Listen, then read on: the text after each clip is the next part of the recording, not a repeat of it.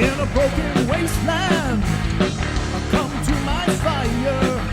What's going on, metalheads? Thank you all for tuning into this week's episode of the Metal Forge. My name is Mark Jackson. I am your host. And, it's really cool to get out and be able to talk to some, what I consider legacy bands. And legacy bands to me, whether or not they've had a break in their career or not, that they're bands that have been around for quite some time, whether they've, Pentagram to me is a legacy band. And because even though they haven't been active the entire time, they still produce great music. And with the current resurgence of things, that's why we're here today, because I have Timo from And Oceans, another awesome legacy band out there. Dude, how are you today? It's fine, thank you. I mean, does that kind of, when people say legacy band and mention you, do you agree with it? Do you disagree with it? Because And Ocean's what, 95-ish? Is that about what we're at? Yeah, on the original we run, like celebrating 30 years now, so maybe it's okay to say that we are legacy or old band, so no problem with that. Absolutely. So for one, how are you? How are things going for you this year? Yeah, I think we are doing great at the moment, because we just released our 7th album and did a few those release gigs here in Finland, and they went really well. And actually we have a bit of a pause here, like is it two months before the next festival here in Finland, and then Partisan and some other Finnish festivals, and then we see what we have coming during the fall, autumn, and beginning of the winter. So we have like a tour planned, and hopefully we will be able to announce that soon. So yeah, everything is great, and the feedback has been great. So well, absolutely. So you mentioned, going into, you've got a couple of breaks, about a 2-month break here going into summer, and seeing what you're going to come up with in the fall and winter. Here in the United States, the winter is always one of those weird times where it's like, should we go on tour? Should we do this? And, possibly do like a southern United States run where we don't get a lot of snow and things. How does that work for bands like you in like Finland? Because you're up quite a bit. You're like kind of like in level line with like Canada, correct? Yeah. Like on like the way the globe works. So yeah. Y'all get a lot of snow and things? Yeah, but that's not a problem here in Finland, because obviously we are used to that. But sure. And even in because we are planning a tour in Europe, the mainland Europe. So, but that's not the problem either, because of course we are used to having winter. But of course, in Central or Southern Europe, that's not the same as here in Finland. But of course, at some point we are crossing the Alps via tunnel or whatever. So that can be a problem with the buses. But let's see. Sure. No, absolutely. And, again, like what I said, with like some days there will be like, we'll think about doing the same kind of tour thing going through the southern United States, and then they will get snow. It's like you almost bring the inclement weather with you to people who don't see it that often. I have seen quite a few posts about friend bands touring USA, and they all of a sudden have like a winter storm, and it's really problematic, because maybe those buses are not prepared for that kind of. No weather, sometimes so. Yeah, you're absolutely right, because there's at some point there's there's snow, and then there's oppressive snow that nobody is prepared for to have happen. And it's just more often than not, I really see bands like, it seems like they go through the desert and they all break down at some point. And it's just like, gosh, when are we going to realize this? I know the desert looks cool. You know, it reminds us of Star Wars and other alien planets because we don't see it that often, but go around the desert somehow. Go through like a different place. Luckily enough, you all don't have any deserts to go through. You just have snowy No, mountains and no, stuff. no. Yeah, But as you said, you know, you're prepared for it and you know what's going on. So, yeah. which is totally cool. So as we're here today to talk about the latest full-length album, The Regeneration Itinerary, um, you know, I listened to it. I've enjoyed it. It sounds, it's great. You know, just over 45 minutes of, I mean, it's a wall. It is like a wall of music and sound. And where I'm typically not in a, I'm not necessarily a, you know, a black metal enthusiast. Or not necessarily enthusiast, but like it's like my black metal is still around the edges of a lot of things. But like this was completely different than what I was expecting listening to it. And I actually have since listened to it quite a few times since grabbing it from Season of Mist. And it's grown on me quite a bit. I think it's definitely in my list for the top 5 this year so far. Great. So run everybody out in Metal Forge land here about like, how do you all get together? Do you do things like, are you doing things digitally and sending it to one another? Are you getting together in the room? How does your process work? Uh, like for these two previous albums, it was the same with this one too. That me and Teemu, we will do as much riffs as possible, and we trying to arrange them and make like ready-made songs, demo songs, and then again, Antti, our keyboard player, he will even make ready-made songs with keyboards, and then he sends them to me, and I have made guitars on them. We have like four or five songs done like that on this album, and I made 6 songs and Teemu made 1, and then of course we have those bonus tracks on that box CD box set. But that is the normal way that we make things separately, and we try to make as ready demo of those songs as possible. Then we send them to all of the guys, and they can make comments of the arrangements or even parts or whatever. And at some point we or the Kauko will make real drums, and Pyro will make bass lines, and normally final touch is that Matthias will make lyrics. So, and the thing that we don't make these songs at the rehearsal places because we live like 500 kilometers away from each other, at least from the drummer. So it's really difficult to rehearse in one Sure. place physically. So we don't rehearse that often, like twice a year or something, before Right. Going into shows. important festivals or tour or whatever. So, but of course That we practice seems, like alone with you know, own especially here in instruments. America, it seems like it's very split that way. Like we have a lot of people, a lot of bands who you'll get like so and so and so and so and so and so. They'll all live near each other. But then like they'll have like a member that lives, like you said, like 500 kilometers away, 500 miles away or whatever. And then they basically just get together to run through a set before they go on tour for like a Yeah. day. They Mm. it's built in like as a tour day.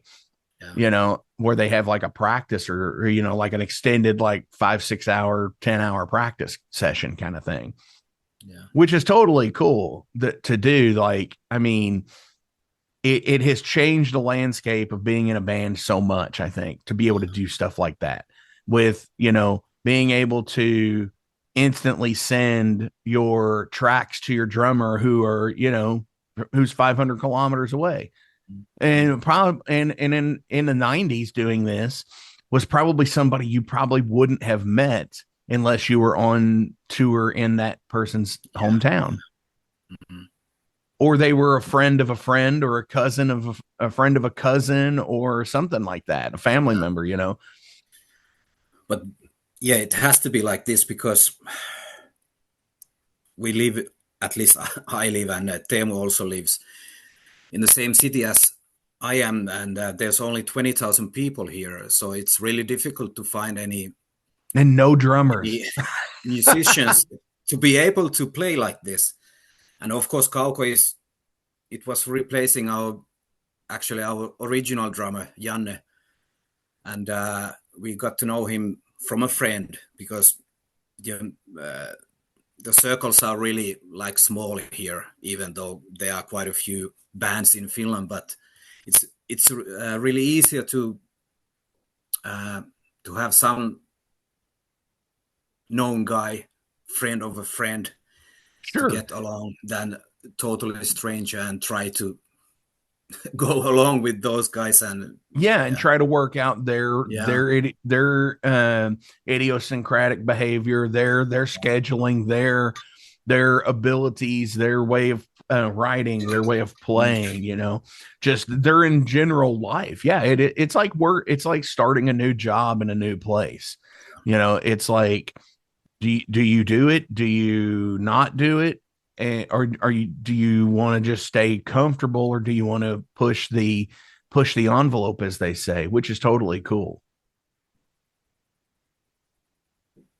yeah. So now, with the way you were explaining about the writing and everything, um, now is recording the same way? Are you all getting together in a studio? Are you doing this at home, like most bands are doing these days? It seems like. I mean, what's Actually, what's what's the actually, routine? only the keyboards were recorded at home because they are easier to record at home. Sure, And I like to go into the real studio and have a technician to take care of all the recordings. I just have to concentrate on a playing, so for me it works better like that. And actually, all the instruments have been recorded like that, and also the vocals. So we have really used a real studio for sure. the recordings. So yeah, Which is interesting because, like I said, in this day and age, it's so much easier to do things at home. But you do get, as you said, the quality difference is there. You only had to worry about playing guitar. You didn't have to worry about them setting up and am I gonna mic this cabinet right or whatever. So you take it out of your hands and put it in someone else's, which I think is a great thing that a lot of people don't do anymore like they yeah, used to. because I really want to use like a real amp and cabinet, so I don't have to worry about them at home to mic. And because I'm not so familiar with those things, so it's really easy to let the professional handle Yeah, it. let the So people who know what they're doing do it. yeah, because I could use my neural DSP quad cortex or whatever, but I really want to use a real amplifier. Sure. No, and I get that, and it does seem like there's again, like how I said earlier, with it either seems like bands are all in the same city or they're all spread out some crazy amount of space between each other, and it's the same way with like the recording aspect. You either have a band that is completely on board with like, hey, we can do this ourselves. We've got the capability and and the know-how to do it. And then, you've also got the ones like what you're talking about. Like I used to be is like this, is about going to a studio and being adamant to go to a studio. And I guess with me, I had too many engineers who thought they were producers that Okay. and it's just like, okay, I understand your opinion. I Yeah. I don't want to take your suggestion. And then they get mad that you don't. And it's just like, all right, so this is definitely not the best place to work from now on. I And agree. but it's cool though to be able to go into a studio. I think it Yeah. is definitely a different experience, and I think one that any musician should try to have. Yeah. Because I have made quite a few records with Juho Räihä, the engineer. So it was really easy to work with him because I have was this like fourth or fifth album already with him. So I know the guy how he works, and so it's really relaxed and easy to work. So that was a no-brainer. Hell yeah. So on the new album, when you're going into, when you're writing and doing the songs, was there one song that you were just like, oh, I need to get this? And it's just like a difficult song for you to play that when you finally nailed it in the studio and you're playing the thing and you're just like, finally. Yeah, because we made those previous albums. They were like quite typical tremolo picking black metal stuff. Most of the albums, and I was thinking that maybe I should make a bit different kind of riffs, at least some part of this album. Mm-hmm. And now we have those few songs where we have this palm muting, like almost trashy riffs, like in or death metal ish riffs, like songs Förnyelse i tre akter and The Fire in Which We Burn. Those have those really fast palm muting picking stuff, and those were quite difficult to nail in the studio because yeah, we don't use that much gain, and which is good, but it was really something that wasn't that easy. But of course it's always nice to challenge yourself with every record, so yeah. But those are the two songs I worked the most with. Definitely. And, I also like to mention artwork. And I I think that makes a great album as well. Yeah, that's Because the whole package. Yeah. yes, the whole package is the sounds, the sights, everything. Um I'm just going through the like metal archives as we're talking here and just looking at previous artworks of what you all had, and it's all interesting. And what's totally cool is like you're using it looks like Adrian Boosin, is that correct? Yeah. And okay, yeah, I'm looking at that now. I just switched over to their page on Metal Archives. Cool. Because it's very much like, so the black metal artist has done a lot. Yeah. Done 1349. There's some Abbott covers in there that they've done. When you reach out to an artist like that and like, what is your usual go-to, or like, hey, I'm looking for album artwork, here's music, can you come up with something, or do you have like a sketch idea? Yeah, when we came back and we did the contract with the Season of Mist, and Adrian is an employee there, so it was easy to start work with him, and we found out that he's really into our band.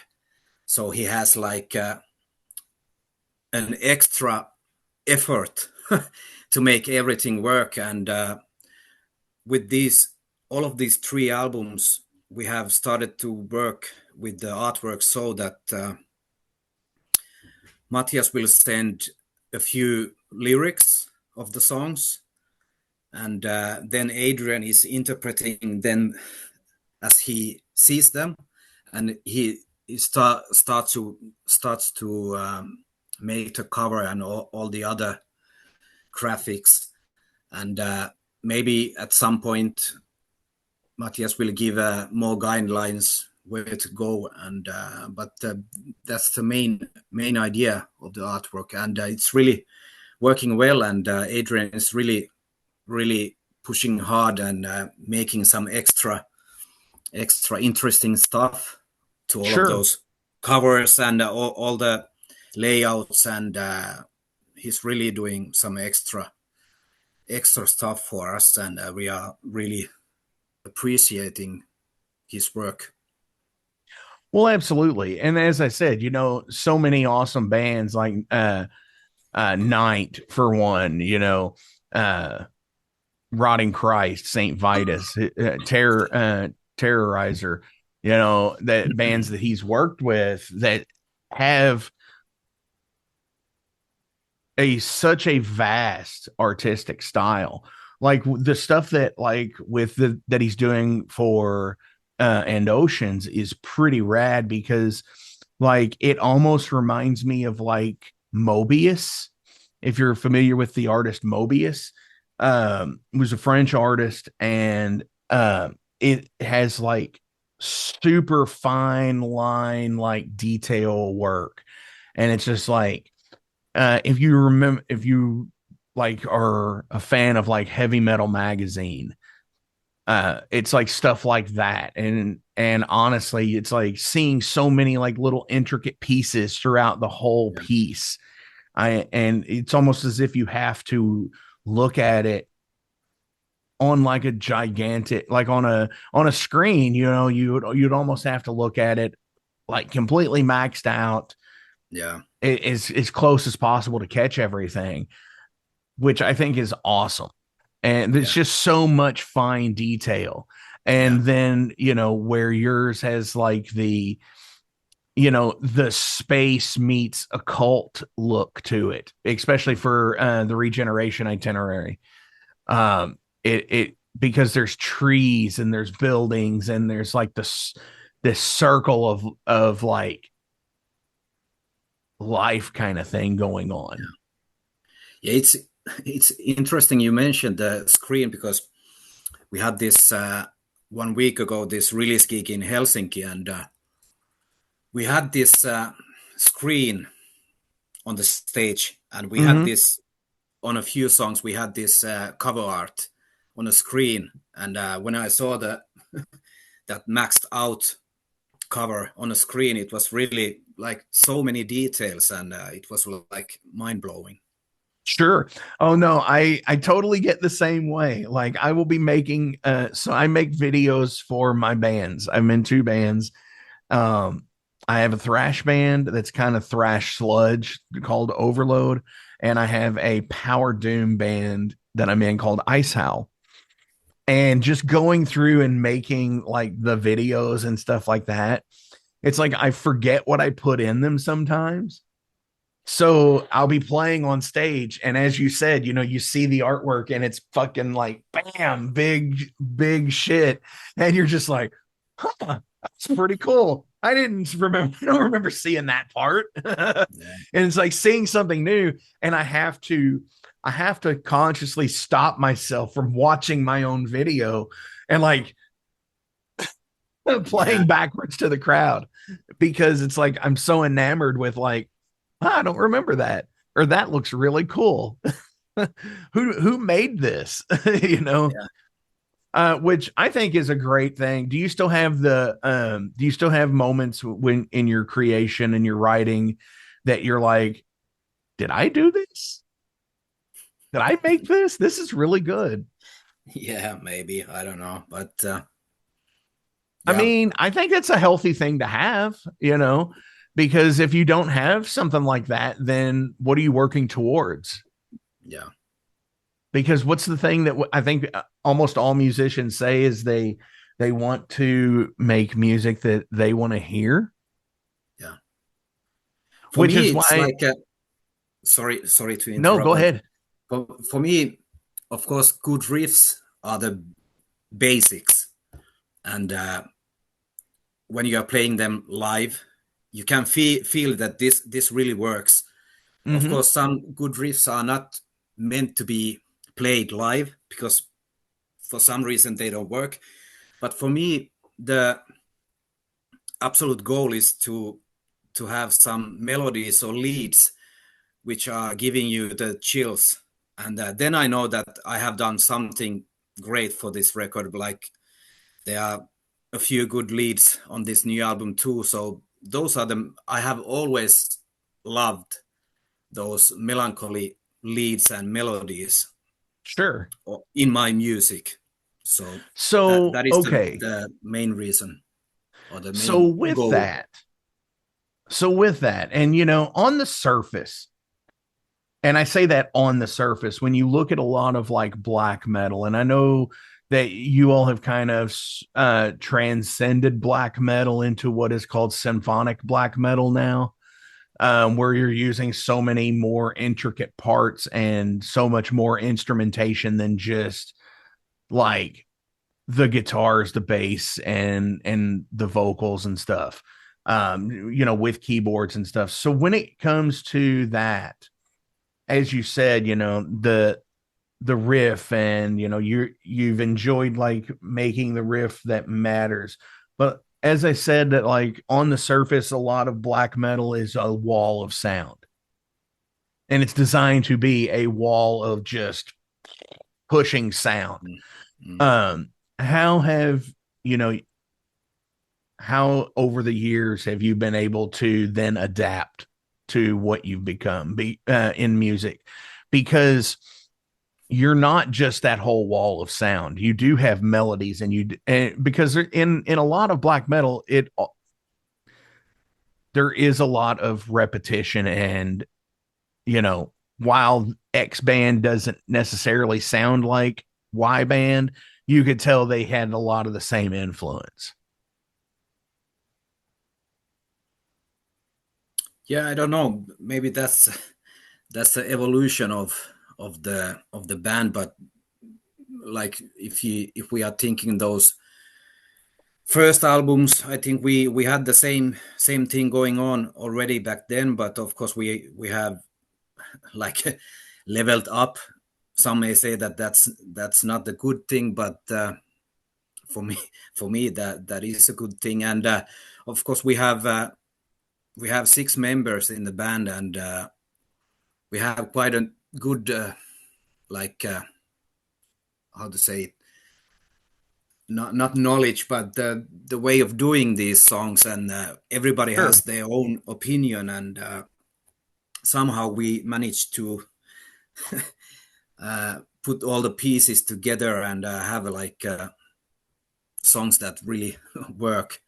And of course at some point we might have like these situations that the keyboards and the guitar melodies are fighting from the same frequencies or space. So then we have to decide what is the more important thing to have, Higher in like the our mix, yeah. guitar melody or the keyboard stuff. So, but yeah, And see it worked. that right there, I think is a major step with like most musicians. And I say that because what you just said was at some point there might be a guitar part and a keyboard part competing over the same frequency. Yeah, And what do you do? How do you what part means more to the song? Because they're yeah, both important to the song, but what part should take precedence there? What instrumentation or whatever? And I don't think a lot of bands today realize that they're because there's so many bands that just throw shit to the wall and it's like, there it is. And this is cool. Don't get me wrong. And it does have its place. But when you can actually differentiate and say, you know, as a guitar player, getting past personal ego points, and that's a big thing too, is saying, yeah, but the guitar needs to be this loud. Yeah, the whatever. Yeah, it might need to be, but does it emotionally move the scene like the keyboard does? Or vice versa, or the bass line, competing for same frequencies, that's totally cool. And that is like, to me, that's a top notch, like, super professional way of looking at things, I think. Yeah. Especially like theory based. It's a great theory based way of looking at things. If and most people that are out there, it's like, oh, I don't subscribe to music theory and stuff like that. But it's like, we all have our own ways of doing it. What sounds good to our ear, what makes sense to our, our mind and stuff like that. So hell yeah, man. I dig that completely. Yeah. Because I don't know anything about music theory, basically. So I just listen what sounds great, and that's enough for me. Hell yeah. So a little bit of fun stuff here before we switch over to the derailed segment, which derailed is, some random questions about you as a person. Okay. So with this band being a legacy band, the first run was about a decade, and then you all had done some other things. Do you get videos or cover songs of songs of yours from other people and say, hey, I did this, I hope you like it? Do you get any stuff like that? Yeah, some people still are making those, but I don't usually find them. There's normally somebody else that Sends it sends to me a you for link. sure. Yeah. Now, have you ever seen somebody play something and it just either be like completely opposite of the way you play it, but it's like the way they, and you're just like, Yeah, that's cool. quite a They didn't lot. play it that way, but it's Yeah, cool. yeah. I don't mind whatever works for them, but normally they are not so accurate, but it doesn't really matter. I mean, they're getting off on it, right? Yeah. It's what's that? Totally fine to see that people are enjoying our music, so it Sure. works for me. What's the saying? Imitation is the sincerest form of flattery or something, which I think cover songs, and, even if you take clips from movies and put them in your music videos, not like actual snippet of that film, but like that shot style. Like you do that same like movie, like that same scene, but in you with your actors. I think that's totally cool too. So yeah, man, I dig that. So as we're going into winter, as you said, you've got some things that are coming up. Hell yeah. Do you already have new material for the next album? Because as a musician, I know Yeah, how the game works. yeah. Because I have said every time that if something comes out, you have to record them and keep on going, because you never know when the wall is here, then you cannot come up with anything. So yeah, we have some stuff made, not like complete songs, but this You and definitely that. have And the at riffs some in the point, we can. are arranging like demo sessions with the keyboard player, and we try to arrange different riffs and stuff together. So yeah, so you never For know when sure. the next Yeah, album will be you never released. know. And honestly, one of the things that I've realized is like the more you push at a certain time, the it's like the drought on the other side. I think, the if you push and push and push and push, that, you just are prolonging the drought Yeah, from on the other side. And, you know, that's a big thing. And I don't think a lot of bands or fans rather understand that when a band releases like 4 albums over a 4 or 5 year period, or albums and EPs over a short amount of time, and then they get something that might be like 3 years before another album comes out, and they're just like, why is it taking so long? It's because, not only is it the marketing game today, because labels have release structures. They can't just put out everything at the same time. Everything's staggered. So not only that, but then you never know like what the artist is going through. The terrible breakups, death of family members, death of friends, active addiction. And then that also influences their writing. Not only the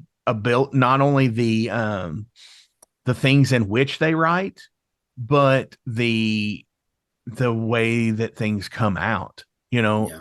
Might take you 2 years to get over something, and then you finally feel like writing again. Yeah. And it's also the fact that quite a few bands from the 90s, they are really like getting older, and they have made 5 to 10 records already. So maybe they are really getting self-critical of the stuff they are making. So they are not just satisfied of the outcome. So sure, like I have said every time, that I'm really pleased and surprised that we are still able to make music that we are satisfied, and also all the fans and listeners are also satisfied. So I'm happy with that. For sure. No, I totally get that. And that's awesome to have.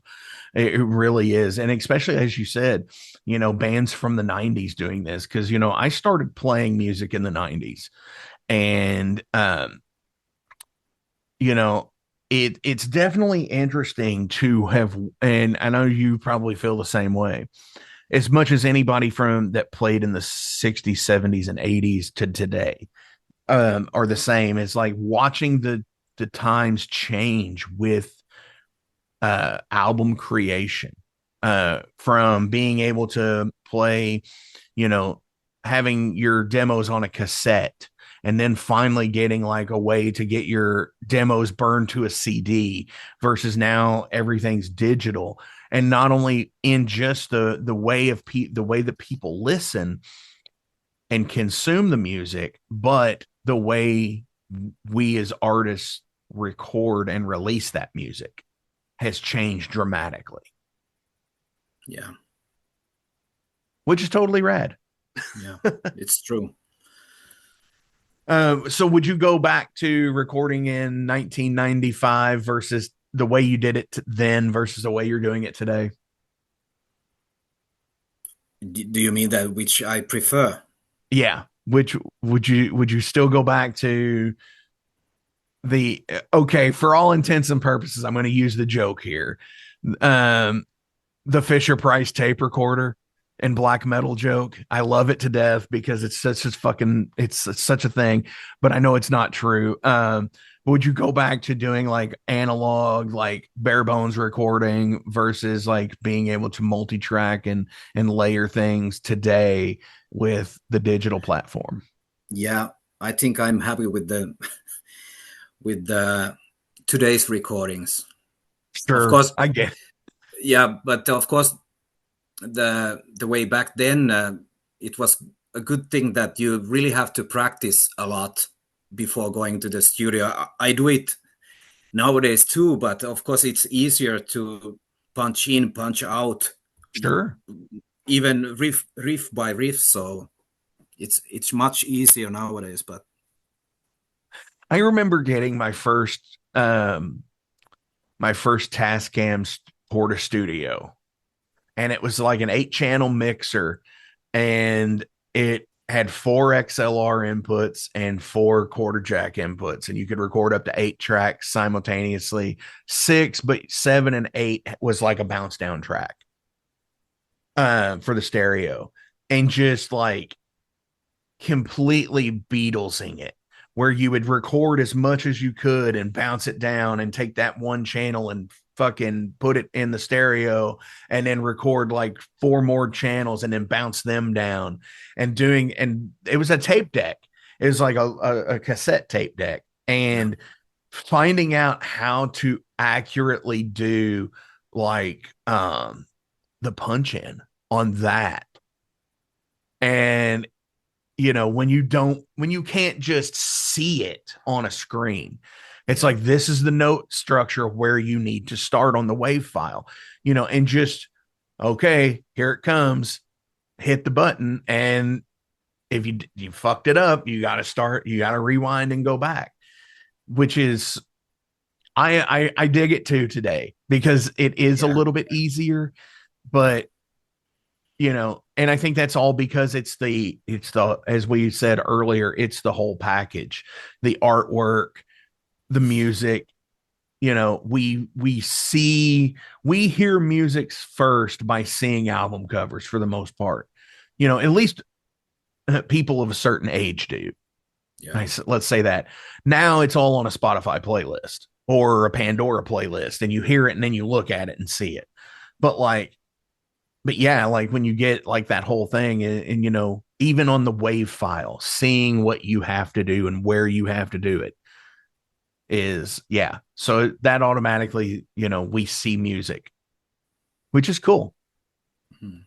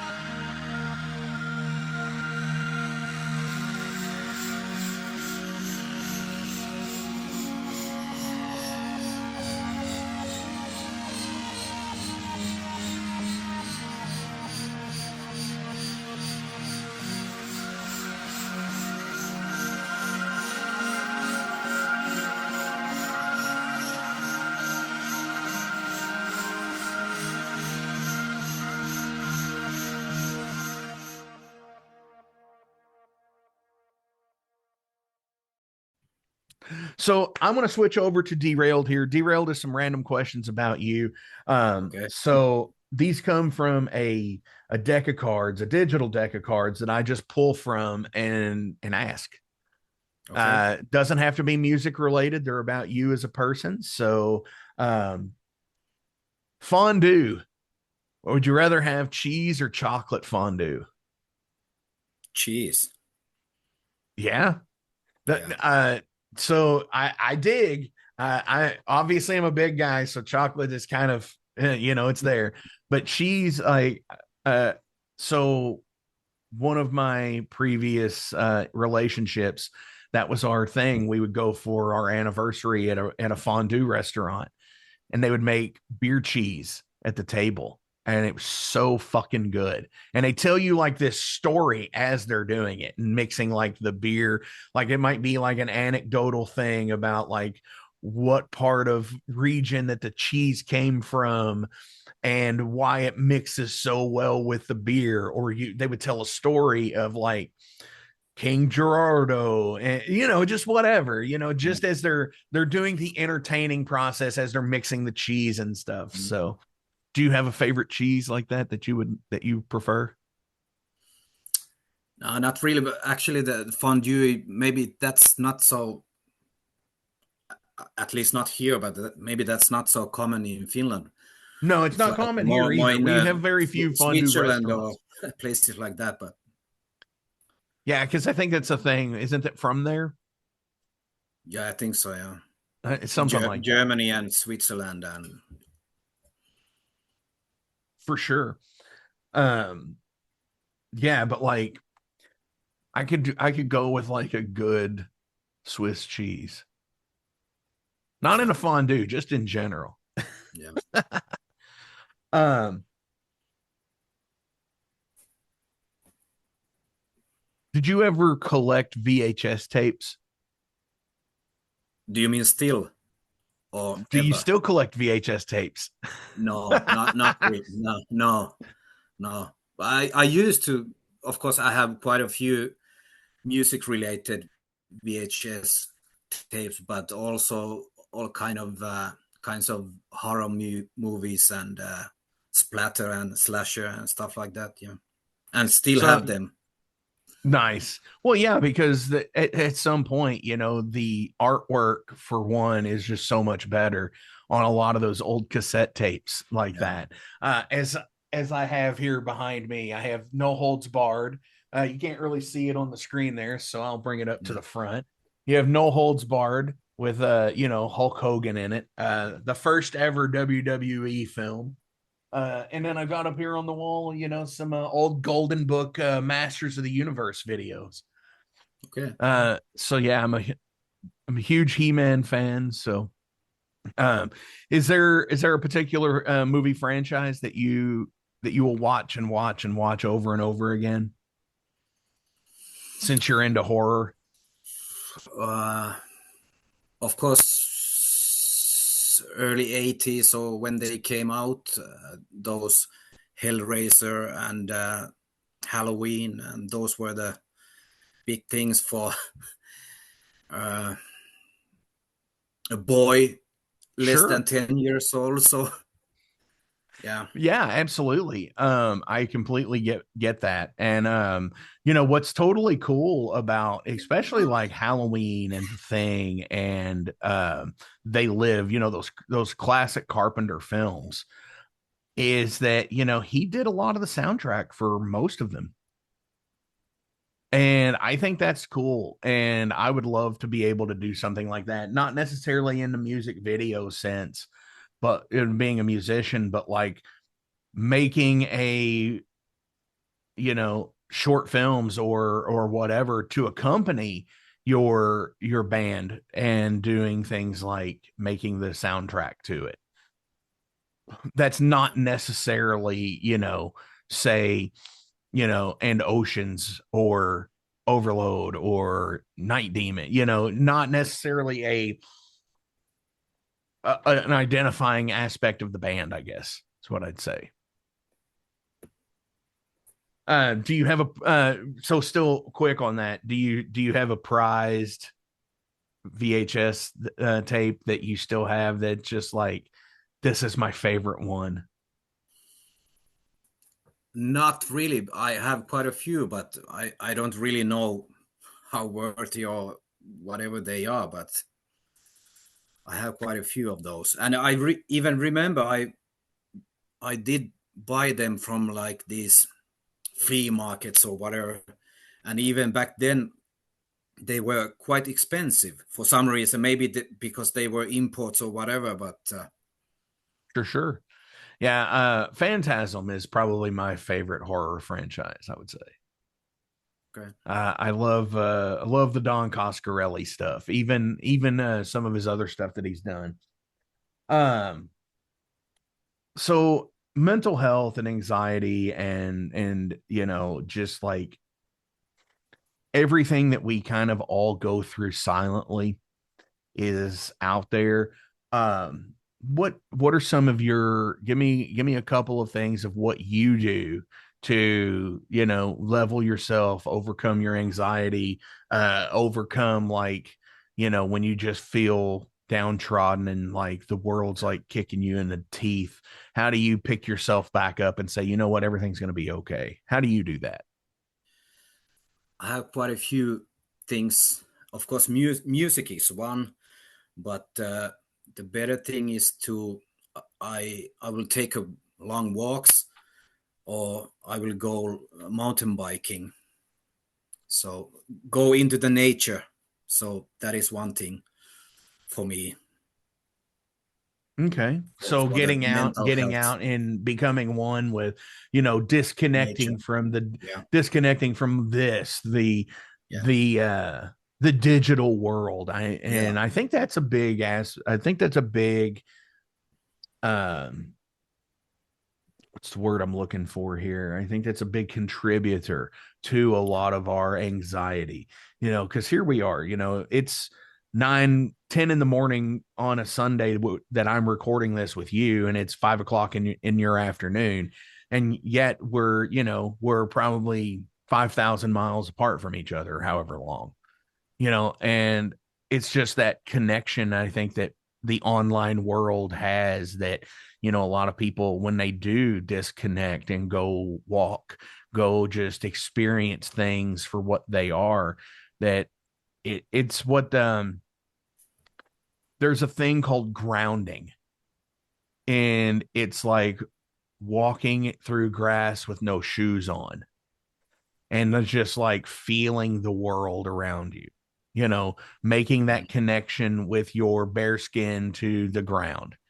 And I think that's what a lot of people are missing Yeah, because we of live in course. such a fast-paced world. Yeah, and for me it's really easy because we, like I said earlier, that there's only 20,000 people in this town, and we have lots of forests and lakes and everything around here. So it's really easy to go just out and enjoy the nature.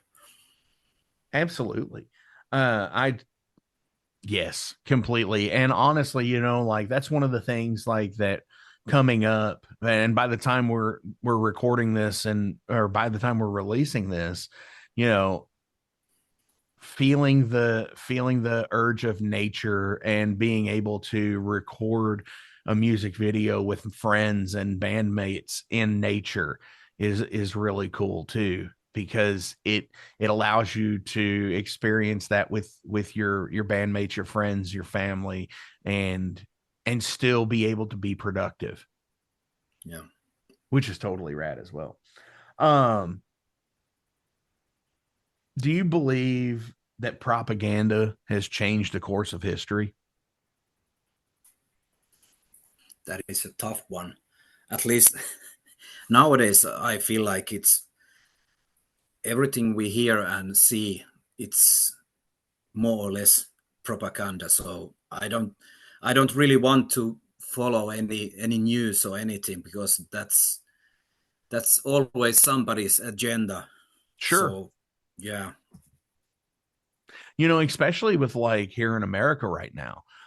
We definitely have, where most of our communications companies are owned by like three people. yeah, And you almost have to, when you look at anything online, they have to produce what it is. Is it an article? Is it an opinion? They have, so when they, when you look, but watching something like on the television, you don't get that. It doesn't say, hey, this is opinion. People see it and perceive it as fact. And that's like I said, I think that's where propaganda changes history. And it's uh, one of the greatest lines I think I've ever heard in a film. And it's not "May the Force be with you," which is a good one as well. Uh, is history is written by those who hanged heroes. Okay. And that, when that's moving, especially to me. And so like I try to at least especially in like writing, I think that that's a thing that we all should, at least if we talk about the political structure of the way, or political oppression, and or just like oppression in general from anything, you know when we as writers, I think, do that, you know we try to expose injustice Yeah. all around. So I have one more question, but Okay. before we do it, as always, I'll say this until I'm blue in the face. Links are listed below, so please give likes, shares, follows, do all the things and all the stuff. Go buy merch, go see them when they're on tour, when they're in festivals. Hopefully, we'll get some any United States possible. Might be happening if we get visas. Yeah. Yeah. If you, okay. So here's the other thing that right now, if you mention the fucking T word in any of your posts, yeah, that apparently they're making it harder for people that have come out against him politically to not get their visas either.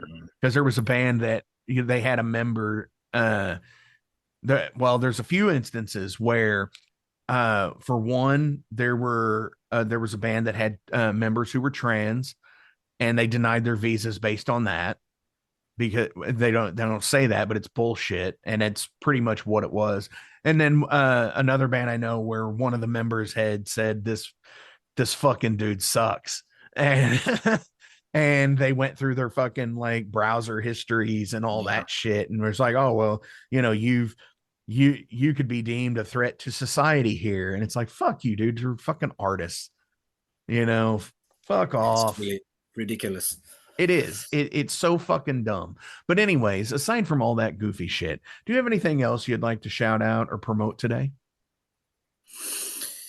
Uh, it's like a boring answer always, that support the artist, like buying merch and albums, and of course listen to whatever platform you want to, and yeah.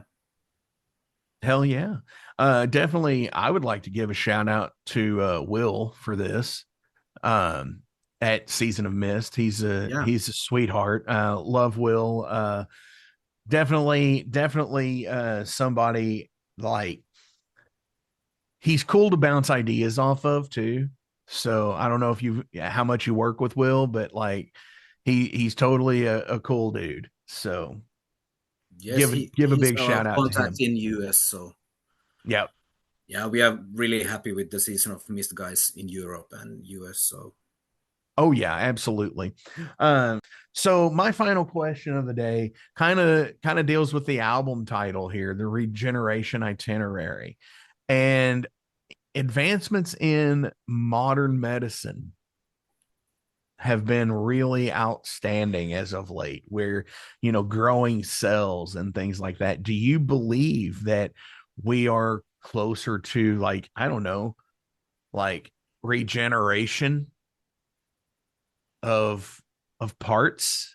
Do you think we'll ever get to that, where we can clone a finger and or an arm and be able to reattach?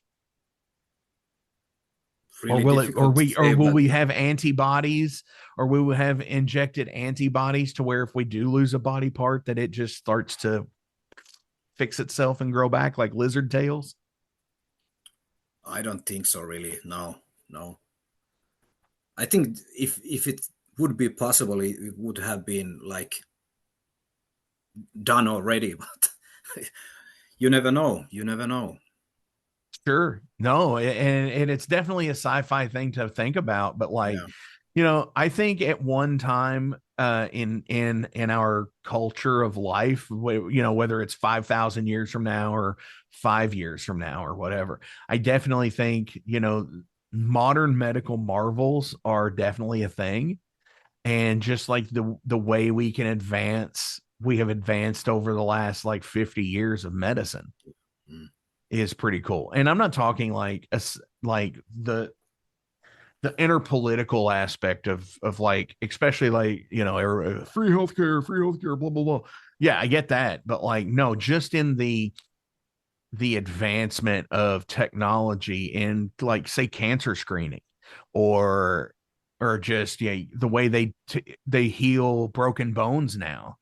yeah, A lot of places they don't use like an old school like physical plaster cast. They use like plasma filled casts now and shit like that, where they still have mobility but keep your bones straight. So yeah, totally cool stuff. You never know what can happen out there, I yeah, think. yeah. Dude, Timo, thank you so much. This has been an Thank awesome you. conversation. Yeah, Definitely worth waking up early on a Sunday to do for me. yeah, yeah. I totally dig it. And as I joked earlier about your super young uh baby face on the Metal Archives picture, I think I'm going to use that as the thumbnail. No problem. Yeah, because yeah, Just I'm because it's not that like, young anymore. So dude, none of us are. And being in the game for like 30 plus years at this yeah, point, you know, for a young musician out there, before we go today, or anybody, just a young fan, a young musician, just somebody who is watching this show, what would you give some parting advice for? Just anything. yeah. Like I've told this quite a few times that if you do the things you want to do, then you are maybe able to do it as long as we have. If you are making those compromises, then you are like losing something, and maybe that's not going to last so long. So if you are enjoying what you are doing, and then it's okay, because like everybody knows, this is like not the best business or whatever, like doing this kind of music, and you really have to love it in able to do it as long as Sure. we have, because otherwise there's no sense making it. So no compromises. Absolutely. Uh, when you're young, go out and tour as much as you can. Yeah, Live that life. If you want to do it, you live that life, because before you know it, you will be in your 30s, your 40s, and your 50s. And if you didn't do it when you're younger and you don't know how to do it in your later life, it is hard. yeah, And, so if this is a life you want to live, you live it. And you do no, as you said, no compromise. yeah, No compromise, no regrets. yes. That's awesome. Dude, Timo, thank you so much. On our way out Thank you. today from the new album, and Mantenna just fell over. So, damn. Yeah. So, see, like I said, I'm a Masters of the Universe fan. I have Yeah. Mantenna up here dictating the show. Um, on our way out today from the Regeneration itinerary, what do you want to play? Maybe förnyelse i tre akter.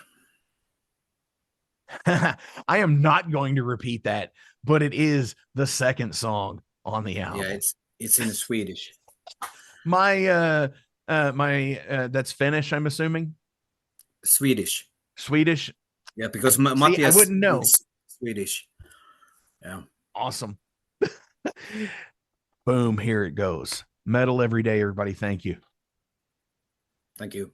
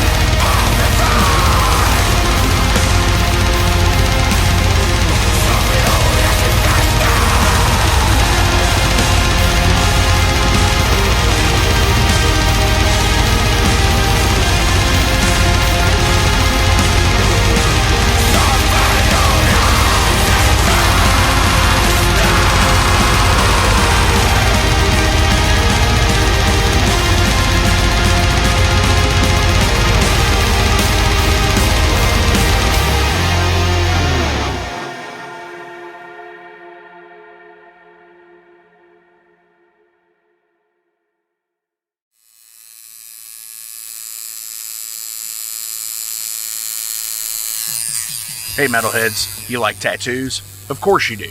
If you're in the Louisville, Kentucky area, come on over the bridge to Clarksville, Indiana, and get you some ink done at Ageless Art.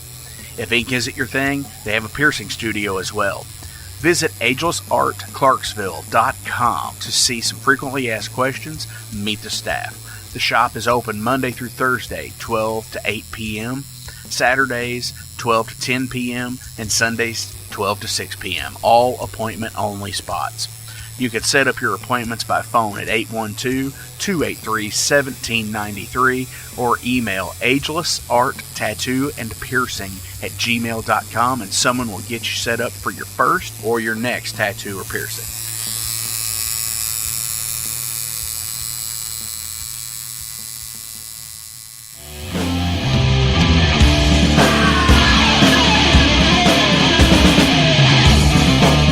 Hey metalheads, after going to a rager, what's your ultimate go-to? Mine is totally pizza. So when Overload is playing or I'm promoting the Metal Forge live showcases or the big goddamn metal show, I go to Pizza Donisi. Pizza Donisi is gourmet artisan pizza from right here in Louisville, Kentucky. It features things like the pizza of the month, the sandwiches, and also vegetarian and vegan options, which is so totally fucking cool for all of it's awesome pizza. You definitely want to go. Hey, and also from time to time they do cannolis. Oh, so fucking good.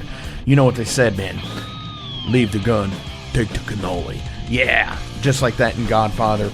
They're located right next to the Mag Bar at 1396 South 2nd Street. So either stop in or call in at 502-213-0488. They're open till midnight.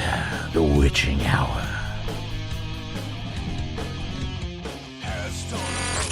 Heineken, fuck that shit. Pabst Blue Ribbon.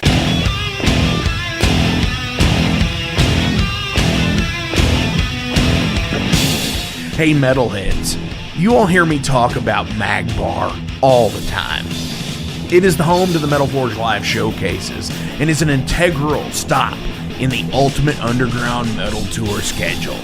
They obviously feature live music, but the Mag Bar also has daily specials like Pint and Slice Night on Tuesdays with Pizza Donisi. But they also do Bring Your Own Vinyl on Thursdays with DJ Kent Jackson, and Finer Things Sundays.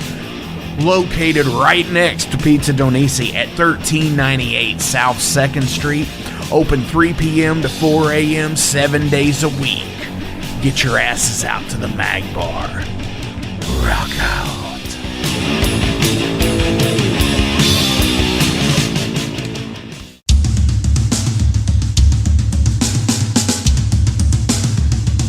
For 45 years in keeping Louisville weird, Electric Ladyland has been there for all your eccentricities. While they do offer the best smoking supplies out on the market today, there's a whole lot more to check out. From ashtrays and blacklight posters, to records, incense and burners, and items to stock your metaphysical supply. They're open from 10 to 10, 7 days a week. Located at 2325 Bardstown Road in Louisville, Kentucky, and at electricladyland420.com. Roll out.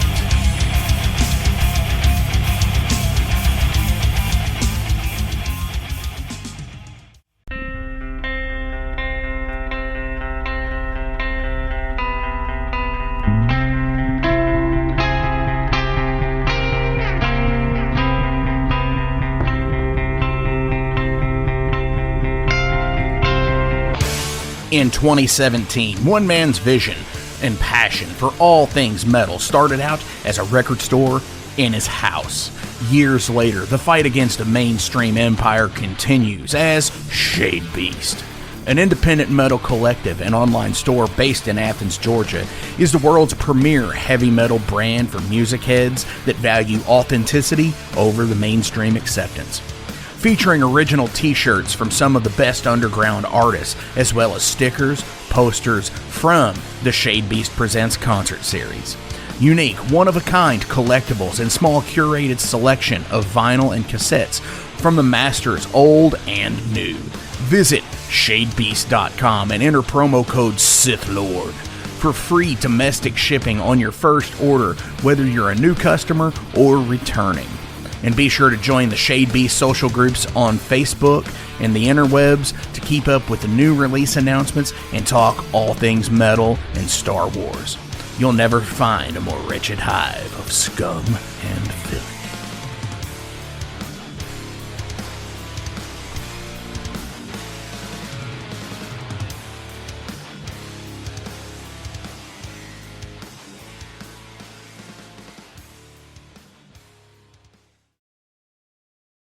Welcome to the night. You think you know Night Demon? Then the Night Demon Heavy Metal Podcast is for you. Step into the darkness as we peel back the curtain to give you an unprecedented, all-access look into the mind and the heart of the demon. We're talking band history, song analysis, studio anecdotes, stories from the road. It's everything a diehard Night Demon fan could want and more. This is the only place to learn the inside scoop, the deep dive trivia, the untold tales from the band members themselves and those closest to the Night Demon story. Need more? The sacred Night Demon Crypt will be pried open to reveal demo recordings that have never before seen the light of day, all with in-depth commentary by the band and the people who were there for the writing and recording process. This is a gold mine, a treasure trove of all things Night Demon. Head over to nightdemon.net or wherever you listen to podcasts.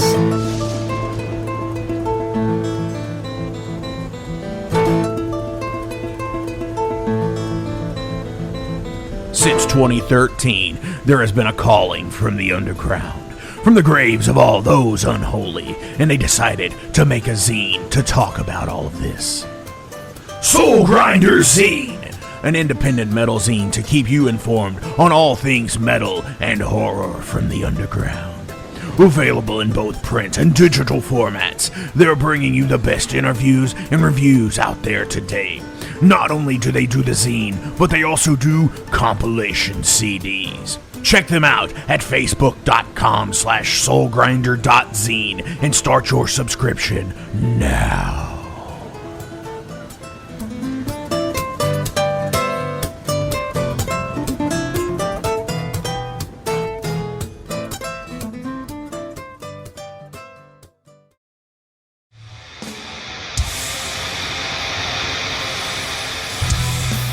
Hey everybody, let me tell you about the new sponsor to the Metal Forge, Unchained Tapes. They're an independent Pennsylvania tape label. They focus on extreme metal and punk with a killer approach to the tape scene. Visit their web store at unchainedtapes.bigcartel.com now to get your fill of tapes. And for being a Metal Forge listener, enter the code METALFORGE10 at checkout to get a 10% discount on your total purchase. That's unchainedtapes.bigcartel.com.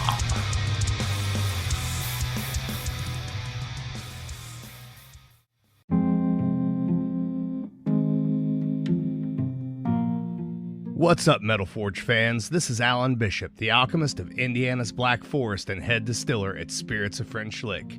Do you find yourself drawn to the unexplained, fascinated by the Fortean, or enchanted by the paranormal? If the things that go bump in the night resonate in your mind, then tune into my brand new podcast, If You Have Ghosts, You Have Everything.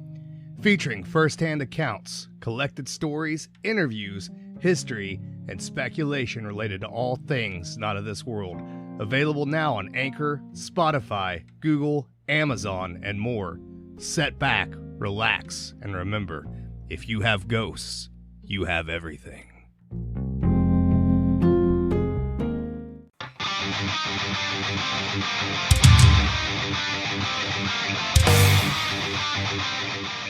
Hey, let me tell you guys about Mercenary Press. They're an independent London label and distributor of all things metal. Mercenary Press delivers the goods from their own independent zine. Trust me, you're going to want to get in on that. To distributing various bands from all over the world, including Cramp from Spain and Sadistic Force from Texas. Visit mercenarypress.bigcartel.com to find out what all they have in stock and what you can order. And for Metal Forge listeners, enter code METALFORGE10 to receive a discount on your total purchase at mercenarypress.bigcartel.com. Check it out now.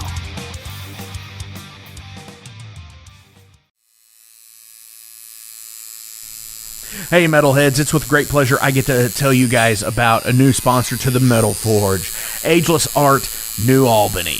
After 20 years of owning and operating Ageless Art in Clarksville, Indiana, Phil Garrett had a vision for a new type of tattoo studio. Something that is clean and modern, sleek, refined, inviting. And he's done just that with Ageless Art in New Albany. You can find it at 2736 Charlestown Road, New Albany, Indiana, 47150. Business hours are Monday through Saturday, 11 a.m. to 7 p.m.